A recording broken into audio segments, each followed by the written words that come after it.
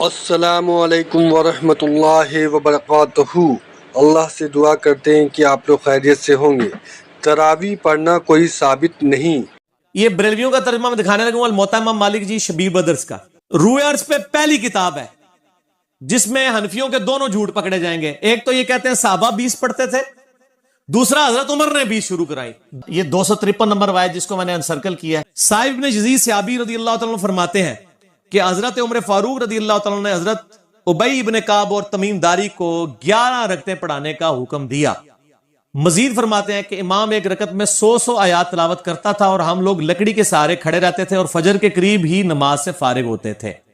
قیام اللیل کا لفظ ہے، تراویح کا لفظ تو محدثین نے استعمال کیا، اصل لفظ ہے قیام اللیل، اور اس کے اوپر باب ہے قیام رمضان۔ یہ روایت حضرت عمر کی 11 شروع کروانے کو بتا رہی ہے اور صحابہ کی 11 کو بتا رہی ہے۔ آپ یہ بتائیں 20